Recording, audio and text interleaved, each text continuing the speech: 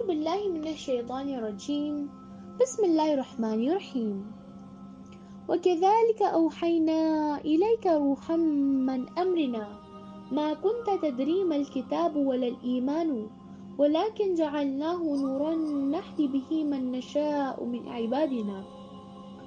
اور اسی طرح اے نبی کریم صلی اللہ علیہ وسلم، ہم نے اپنے حکم سے ایک روح تمہاری طرف وحی کی ہے۔ تمہیں کچھ پتہ نہ تھا کہ کتاب کیا ہوتی ہے اور ایمان کیا ہوتا ہے، مگر اس روح کو ہم نے روشنی بنا دیا جس سے ہم راہ دکھاتے ہیں اپنے بندوں میں سے جسے چاہتے ہیں۔ قرآن نے صحابہ کو تبدیل کر کے رکھ دیا۔ صحابہ کو قرآن سے کس قدر شیفتگی اور وہ قرآن سے کس حد تک متاثر تھے، اس کا کچھ اندازہ اس واقعے سے لگایا جا سکتا ہے۔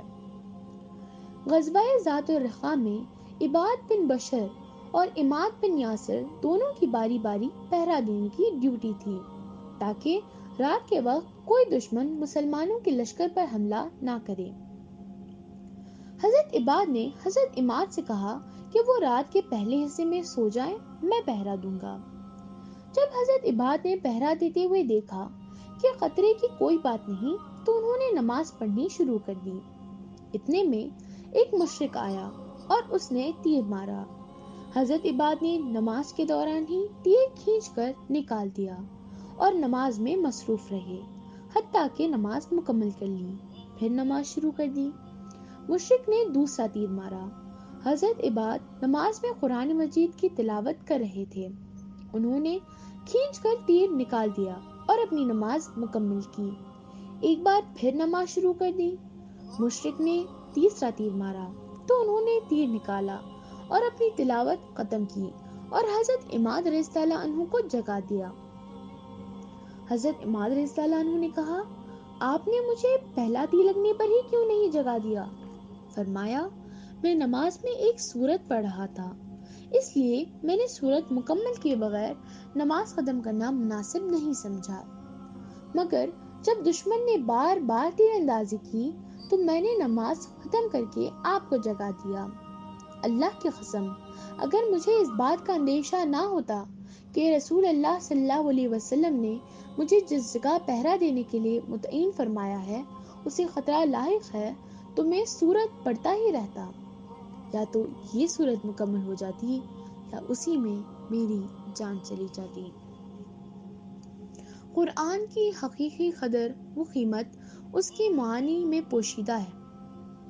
قرآن اپنے پڑھنے والوں میں بنیادی تبدیلی پیدا کرتا ہے، ان کی عقل کی تشکیل نو کرتا ہے، ان کے قلوب میں نئی روح پھونک دیتا ہے، ان کے نفس کی ایک ایسی تربیت کر دیتا ہے کہ قرآن کا مطالعہ کرنے والے اللہ کی صفات کے عالم، اخلاص و بصیرت سے اس کی عبادت کرنے والے اور اللہ تعالیٰ کے احکام و قوانین کی پابندی کرنے والے ہو جاتے ہیں۔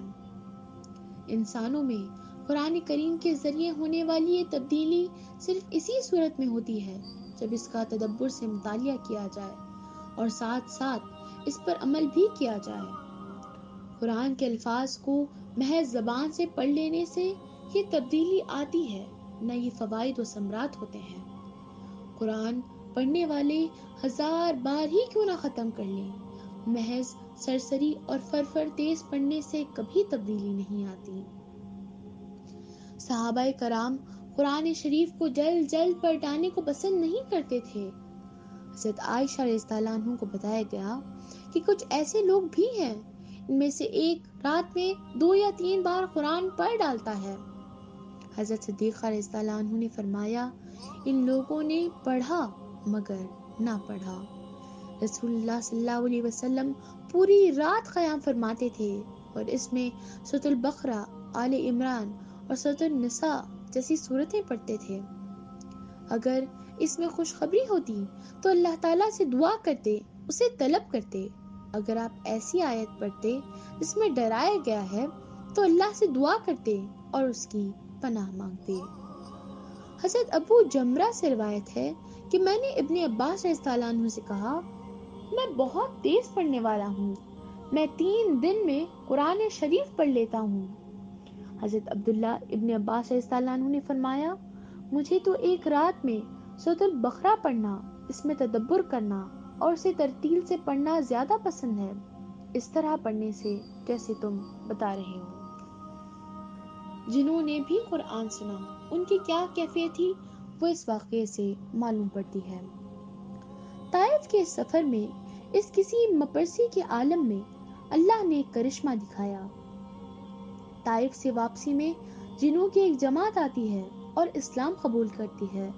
اس طرح اللہ تعالیٰ نے محمد صلی اللہ علیہ وسلم کی ڈھارس بندھائی کہ انسان تو انسان، جنات بھی تمہاری بات سنیں گے، تمہارا پیغام قبول کریں گے، تمہاری حلقہ بگوش میں ہوں گے اور تمہاری پیروی کریں گے۔ تم اپنی جد و جہد جاری رکھو اور صبر و استقامت کے ساتھ اپنی تحریک چلاتے رہو، اللہ تمہارا حامی و ناصر ہے۔